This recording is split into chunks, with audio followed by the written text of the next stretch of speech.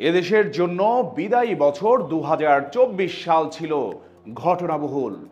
একটি জাতীয় নির্বাচনের পর ছাত্র জনতার অভ্যুত্থানে শেখ হাসিনা সরকারের বিদায় এবং নতুন অন্তর্বর্তী সরকারের বয়স প্রায় ৫ মাস হতে চলল। জনগণের প্রত্যাশা ও প্রাপ্তির হিসেব কি মিলছে?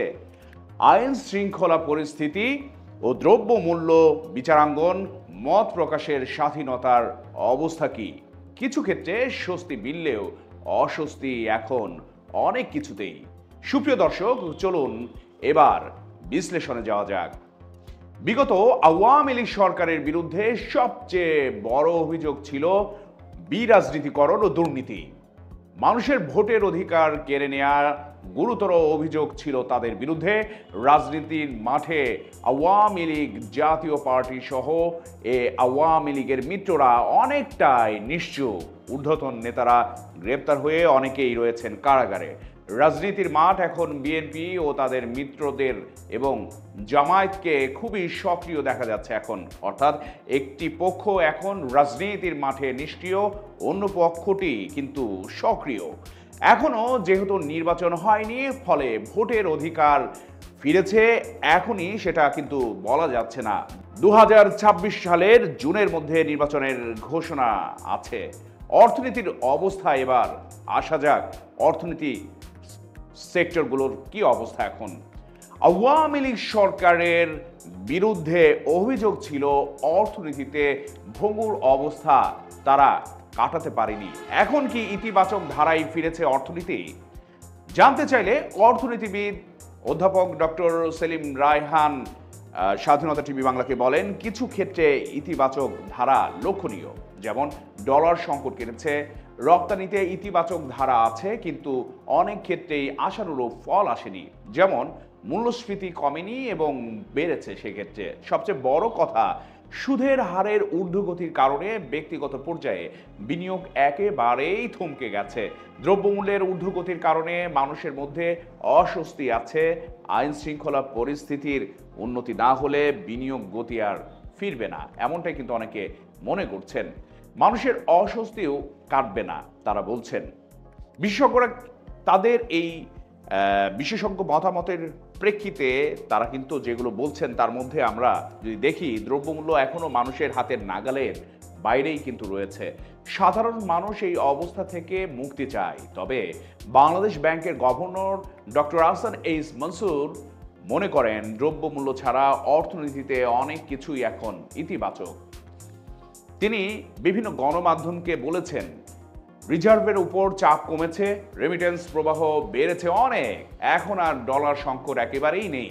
বিগত সরকারের সময় ব্যাংকগুলো যেভাবে ফাঁকা করে ফেলা হয়েছিল, সেখান থেকে ব্যাংকগুলোতে একটা সুশৃঙ্খলায় আনা গেছে। বিশেষ করে টাকা পাচার একেবারেই বন্ধ হয়ে গেছে। ফলে দেশের মধ্যে অর্থনৈতিক প্রবাহটা আগের চেয়ে বেশ ভালো। তবে একটা ক্ষেত্রে আশানুরূপ ফল আসেনি, সেটা হয় মূল্যস্ফীতি, বা এটাকে মূল্যস্ফীতি বলা চলে। এটার জন্য সময় লাগবে। আর তারা বলছেন, তারা চেষ্টা করে যাচ্ছেন বর্তমান অর্থ বছরের শেষ নাগাদ, অর্থাৎ আগামী জুনের মধ্যে এটাকে কতটা নিয়ন্ত্রণে আনা যায় সেই চেষ্টায় এখন চলছে। অন্তত দ্রব্যমূল্য খুব একটা কমানো না গেলেও বৃদ্ধির প্রবণতাকে নিয়ন্ত্রণে অনেকটাই তাদের জন্য এখন প্রধান একটি চ্যালেঞ্জ কিন্তু হয়ে দাঁড়িয়েছে।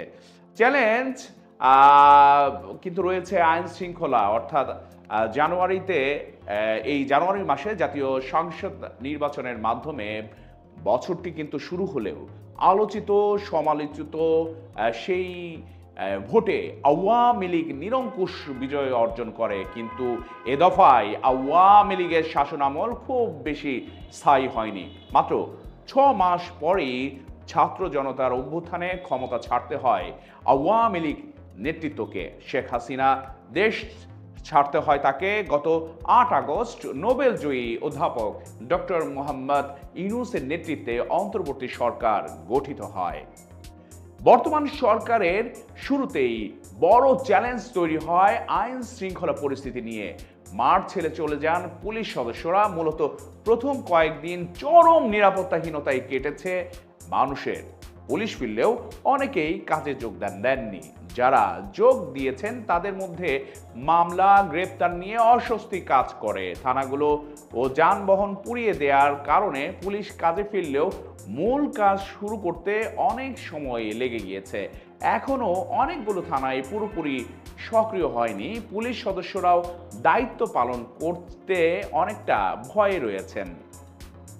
বর্তমানে নিরাপত্তা পরিস্থিতি সম্পর্কে জানতে চাইলে আমরা সাবেক আইজিপি নুরুল হুদা আর সাথে যোগাযোগ করেছি এবং তারা আমাদের বিভিন্ন গণমাধ্যমকে যেটি বলেছেন যে পরিস্থিতির মধ্য দিয়ে পুলিশ গেছে সেখানে তাদের কাজে মনোযোগ দিতে তো সময় লাগবেই।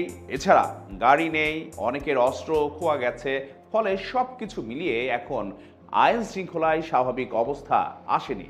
পুলিশের ঊর্ধ্বতন পদগুলোতে যারা যোগ দিয়েছেন তারা চেষ্টা করছেন পুলিশ যেভাবে ছাত্র জনতার বিরুদ্ধে দাঁড়িয়ে গিয়েছিল সেখান থেকে জনগণের বন্ধু হিসেবে মানুষের মধ্যে আস্থা ফিরিয়ে আনতে কিন্তু সময় লাগবে। বর্তমান অন্তর্বর্তী সরকারের সময় তথাকথিত মব জাস্টিসের নামেও কিন্তু বেশ কিছু মানুষকে পিটিয়ে হত্যার ঘটনাটিও বেশ আলোচিত হয়। এমনকি ঢাকা বিশ্ববিদ্যালয়ের মধ্যে এক তরুণকে পিটিয়ে হত্যার বিষয়টি সমালোচনার ঝড় তোলে। অনেক শিক্ষা প্রতিষ্ঠান থেকে এক শ্রেণীর শিক্ষার্থী গিয়ে শিক্ষকদের পদত্যাগে বাধ্য করে।